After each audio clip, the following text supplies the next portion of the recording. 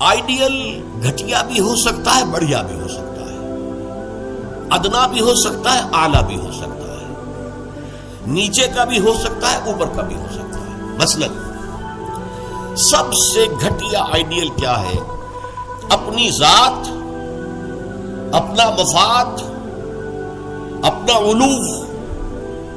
گویا کہ اس کا آئیڈیل اپنی ذات ہے، ذات کے لیے زیادہ سے زیادہ دولت، ذات کے لیے زیادہ سے زیادہ عزت، ذات کے لیے زیادہ اقتدار، یہ حاصل کرنا، یہ بھی ایک مقصد ہے، یہ بھی ایک نسب العین ہے۔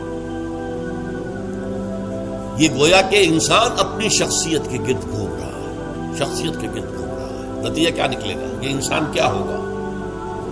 جھوٹا ہوگا، دغاباز ہوگا، دھوکہ دے گا، بائی ہک اور بائی کروک یہ چیزیں حاصل کرنے کی کوشش کرے گا۔ مقصد ہے دنیا میں سربلندی، جیسے کہ سورہ قصص کے آخر میں کہا گیا، لا یریدون علوا فی الارض ولا فسادا، یہ زمین میں بلندی حاصل کرنا، اس سے تو فساد پیدا ہوتا ہے۔ وہ کیوں اونچا ہے، میں کیوں نہ اونچا ہو جاؤں؟ تو اپنی حریم ذات ہی کے گرد جو ہے وہ چکر لگا رہا ہے۔ تو ظاہر بات ہے کہ جو اس آئیڈیل پر ہے وہ اخلاقی اعتبار سے انتہائی گھٹیا ہوگا، اس لیے کہ قرآن کہتا ہے ان النفس لامارۃ بالسوء، نفس جو ہے وہ تو برائی ہی کا حکم دیتا ہے۔ دولت مطلوب بن گئی، مقصود بن گئی، تو بائی حق اور بائی کروک، بائی حلال اور بائی حرام، بائی جائز اور بائی ناجائز، اس لیے کہ مقصود ہے۔ لہذا گھٹیا ترین آئیڈیل ہے انسان کا اپنا نفس، گھٹیا ترین، اور اس سے پست ترین اخلاق، رذائل اخلاق اس سے وجود میں آئے گی۔ اس سے ذرا بلند تر سطح پر، جسے ہم کہتے ہیں قوم پرستی، وطن پرستی۔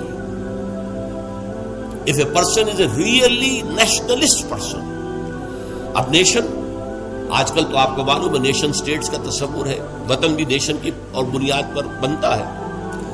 تو نیشنلزم قوم پرست، پہلا آدمی کون تھا؟ خود پرست، وہ پرستش کر رہا تھا اپنی، خود پرست، سیلف سینٹرڈ، اس کا مطلوب و مقصود اپنی بلندی، اپنی دولت۔ لیکن یہاں اس سے ذرا بلندتر ہو گیا معاملہ، میں اپنی قوم کے لیے محنت کروں گا، قوم کی سربلندی کے لیے، قوم کی آزادی کے لیے، قوم کی عزت کو برقرار رکھنے کے لیے، اپنے وطن کے لیے کٹ بھروں گا، اپنے وطن کی آزادی کے لیے قربانیاں دوں گا۔ ایک بہتر کردار وجود میں آئے گا کہ نہیں؟ یہ شخص جو ہے اپنی قوم سے کبھی جھوٹ نہیں بولے گا، باقی دنیا سے بولے گا۔ آپ کو معلوم ہونا چاہیے ویسٹرن مورالٹی کیا ہے۔ اپنے ہاں وہ ایک بلی کے اوپر بھی ظلم ہوتا نہیں دیکھ سکتے، کسی کتے کے اوپر ظلم ہوتا نہیں دیکھ سکتے، لیکن دوسری قوموں کو ہلاک کرتے ہیں، اور وہ سمجھتے ہیں کہ ویپنز آف ماس ڈسٹرکشن ہمارا حق ہے، ہمارے پاس تو ہے، کسی اور کو نہیں ہم اچیو کرنے دیں گے۔ یہ مورالٹی ان کی، وہ اپنی قوم کے لیے ہے، کوئی جھوٹ نہیں بولے گا، دھوکہ نہیں دے گا، غداری نہیں کرے گا، اپنی قوم، اپنے وطن سے سچے ہیں۔ لیکن اس کے باہر نہ ان کی محبت ہے، وہ اپنے ہاں تو کہیں گے love thy neighbour as thyself, لیکن بقیہ قوموں کے ساتھ ان سے بڑا ظالم کوئی نہیں، انٹرنیشنل لیول پر آ کر ان سے بڑا جھوٹا، ان سے زیادہ فریبی، ان سے زیادہ دغاباز، ان سے زیادہ دھوکے دینے والا کوئی نہیں۔ لیکن پھر بھی کم سے کم اس شخص سے تو بہتر ہوا جو شخص اپنی ذات ہی کے اوپر سینٹرڈ ہے، خود پرست ہے، نفس پرست ہے۔ اس سے یقیناً ایک بلند تر آئیڈیل ہے وطن پرستی، قوم پرستی۔ یہ قوم پرستی اگر ہے تو ایسا تو نہیں ہوگا کہ قوم کے لیے ہتھیار خریدنے گئے تھے تو زبردست رشوت لے کر گھٹیا ہتھیار خرید لیا، یہ نہیں کرے گا۔ ہمارے ہاں یہ بھی ہوتا ہے، اس لیے کہ ہمارے ہاں قوم پرستی ہے ہی نہیں، وطن پرستی ہے ہی نہیں۔ اس حوالے سے اب حالانکہ آپ کو معلوم ہے کہ ہتھیار جو ہے زندگی اور موت کا مسئلہ ہے، اسے جب جنگ ہو رہی ہے اور کریٹ کھولا گیا، معلوم ہوا یہ تو استعمال کے قابل ہی نہیں ہے، یہ ہتھیار جو ہے کیا ہوگا اس وقت؟ این موقع پر محاذ میں وہ کھولا گیا ہے باکس، اور معلوم ہوا کہ یہاں تو کچھ اور رکھا ہوا۔ لیکن لوگ ہیں جو رشوتوں کے لیے، کک بیکس کے لیے، جو بھی وہ ان کے کمیشنز ہیں، وہ گھٹیا مان لیتے ہیں، دومی مال جسے آپ کہتے ہیں۔ تو وطن پرستی یا قوم پرستی ایک نسبتاً ہائر آئیڈیل ہے، اس سے اوپر ایک اور ہے۔ یہ جو حضرات تھوڑا بہت بھی فلسفے سے شغف رکھتے ہیں ان کو معلوم ہے ہیومنزم، انسان دوستی، یہ جیسے ٹالسٹائے تھا، بہت بڑا ادیب تھا روس کا، وہ ہیومنزم کا قائل تھا. انسان سے دوستی ہونی چاہیے، انسان محبوب ہونا چاہیے، تمام انسان سے محبت کریں. ہیومن بینگ ایز ہیومنس، چھوڑ دیں کہ وہ ہمارے ملک کا رہنے والا ہے یا نہیں ہے، ہیومن بینگ ہے. بھول جائیں اس کو کہ وہ ہماری قوم سے اور نسل سے ہے یا نہیں ہے، ہیومن بینگ. ہیومنزم یہ ہائیسٹ فلسفی ہے. لیکن آپ جو سوچ لیجئے کہ اول تو یہ کہ اس تک پہنچنا بڑا مشکل، اپنی قومیتوں کے حدود سے، وطنیتوں کے حدود سے، اپنے ذاتی مقاصد اور ذاتی جو بھی مفادات ہیں ان سے بلندتر ہو کر واقعتاً ہیومنسٹ ہونا آسان کام نہیں ہے. لیکن ہیومنسٹ جو ہے اس کے اندر بھی انسان کی محبت تو آ جائے گی، انسان مطلوب ہو جائے گا اس کا، اور اس اعتبار سے وہ قوم پرست اور وطن پرست سے برتر ایک شخصیت ہوگی. لیکن باقی کائنات، حیوانات، اس کے اندر اس کے لیے تو کوئی محبت اس کے اندر نہیں ہوگی، اس کے لیے کوئی شفقت نہیں ہوگی. ہیومنزم ہیومن بینگز کے لیے ہے. اس سے اوپر ایک اور ہے، اور وہ ہے کسی نظریے پر انسان کی نگاہ جم جائے. نظریہ کہ انسان کی فلاح کمیونزم میں ہے، ظلم کا خاتمہ کمیونزم میں ہوگا، لہذا اس کمیونزم کے لیے، اس کو فروغ کے لیے، اس کو عام کرنے کے لیے، اس کے پھیلانے کے لیے، لوگوں کو قائل کرنے کے لیے تن من دھن لگا رہے ہیں. پھر جن لوگوں نے مان لیا ہے انہیں آرگنائز کر رہے ہیں، سیلز بن رہے ہیں. پھر ایک جد و جہد ہو رہی ہے، کشمکش ہو رہی ہے، زہر کے خلاف جد و جہد ہو رہی ہے. جانے دے رہے ہیں، فائرنگ اسکواڈز کے سامنے کھڑے ہو کر سینہ کھول کر گولیاں کھا رہے ہیں. یہ سب کیا ہے؟ ایک تصور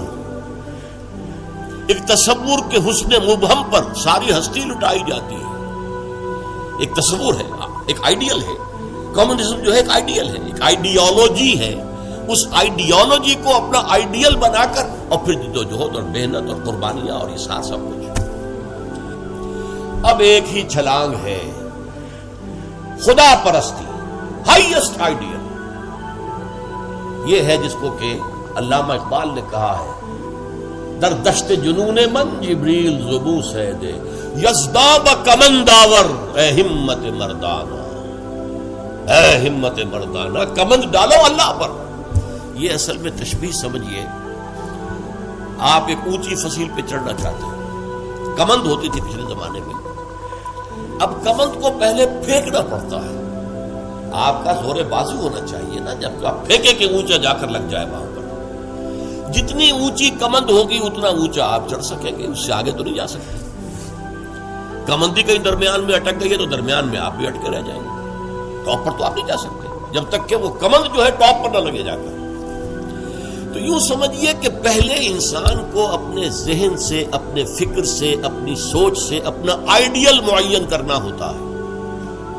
ہو از مائی آئیڈیل؟ میرا نفس؟ نو. میرا وطن، میری قوم؟ نو. Human beings? نو. اللہ، ہی از مائی آئیڈیل.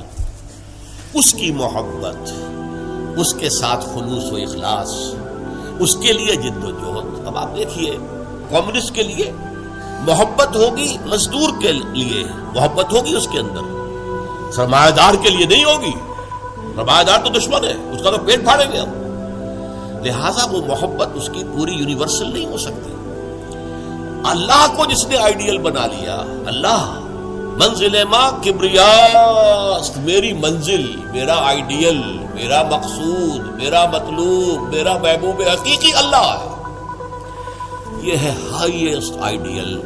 اور جو شخص اللہ کو اپنا آئیڈیل بنا لے، اپنا مقصود بنا لے، اپنا مطلوب بنا لے، اپنا محبوب بنا لے، وہ در حقیقت بلند ترین کردار ہوگا. اور اس کی مکمل مثال محمد الرسول اللہ صلی اللہ علیہ وسلم کی شخصیت ہے. محبوب حقیقی اللہ کے سوا کوئی نہ رہے. نصب العین وہی ہوتا ہے جہاں پہ نگاہ جمی ہوئی ہے. اگرچہ اس کے لیے جو محنت کر رہے ہیں، وقتی طور پر آپ کا کوئی اور ہدف ہو سکتا ہے. جیسے ہم کہتے ہیں کہ اصل نصب العین تھا اسلام کو دنیا میں غالب کرنے کی جد و جہد. اس کے لیے پہلا نصب العین بن گیا پاکستان کا اصول.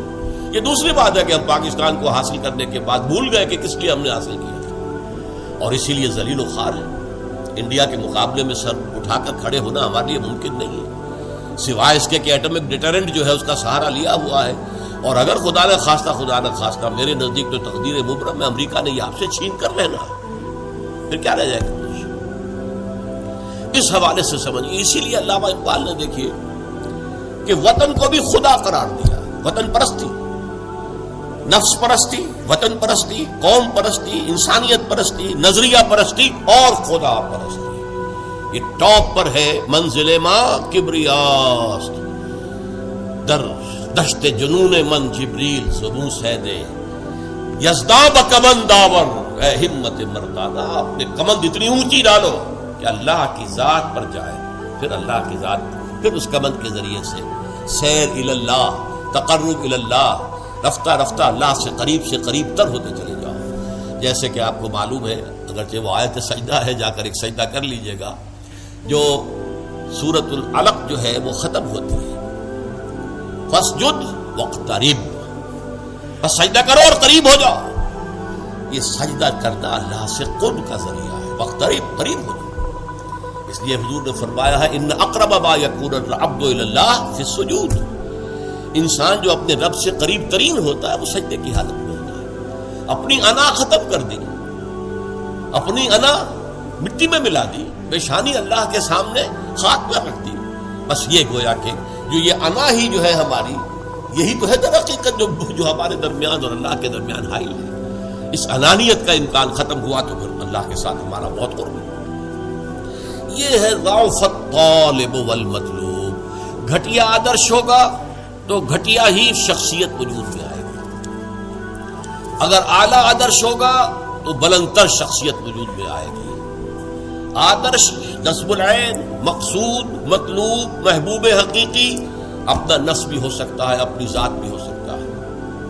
اپنے ہی حسن کا دیوانہ بنا پھرتا ہوں، اپنی ہی حریم ذات کا جو ہے طواف ہو رہا ہے، اس سے اوپر ہے ہی نہیں، نگاہ ہی نہیں۔ اس سے ذرا اوپر ہوئے وطن پرست، قوم پرست، اس سے ذرا اوپر ہوئے انسان پرست، انسان دوست، اس سے ذرا اوپر ہوئے ایک نظریہ، تصور، ایک تصور کے حسن مبہم پر کیسے ہستی لٹائی جاتی ہے، زندگی ترک آرزو کے بعد کیسے سانسوں میں ڈھالی جاتی ہے۔ ترک آرزو، یہ آرزو وہی ہے نصب العین۔ میں نے شروع میں کیا عرض کیا تھا، جس شخص کا کوئی نصب العین ہے ہی نہیں وہ تو حیوان ہے۔ کم سے کم وہ شخص بھی جس نے اپنے نفس کو اپنا نصب العین اور مطلوب بنایا، وہ بھی انسان تو ہے، گھٹیا ہے، بہت گھٹیا انسان، لیکن وہ حیوان نہیں ہے۔ جس شخص کا کوئی نصب العین ہے ہی نہیں، وہ تو پیور انسٹنکٹس کی بنیاد پر زندہ ہے۔ قرآن مجید میں سورہ ملک میں کہا گیا ہے فَمَن يَمْشِي مُكِبًّا عَلَى وَجْهِهِ أَهْدَىٰ مَن يَمْشِي سَوِيًّا عَلَى صِرَاطٍ مُسْتَقِيمٍ۔ ایک شخص اوندے منہ اپنے پیٹ کے بل جو ہے گھسٹ رہا ہے، اسے کیا نظر آئے گا منزل کہاں ہے، جانا کدھر ہے؟ ہم اپنے بطن اور فرج کے تقاضوں کی بنیاد پر زندہ ہیں۔ انسٹنکٹس ہے، جو اینیمل انسٹنکٹس ہے، پیٹ کھانے کو مانگتا ہے، اور ہمارے اندر پروکریشن کے لیے، نسل کو بڑھانے کے لیے جنس کا، شہوت کا جذبہ رکھ دیا گیا، اسی کے لیے اندر وہ زندگی لگا رکھے۔ اس میں بھی کوئی امنگ نہیں ہے، اس میں بھی کوئی ہوشے اٹھنے کی خواہش نہیں ہے۔ بس میں کہا کرتا ہوں وہ زندگی نہیں گزارتے، زندگی انہیں گزارتی ہے، زندگی انہیں گزارتی ہے۔ لیکن یہ کہ وہ زندگی گزارنا، وہ تو یہ ہے کہ آپ کا کوئی نہ کوئی نصب العین، کوئی آئیڈیل، کوئی ہائر جو آپ کا ایک مقصود و مطلوب ہو۔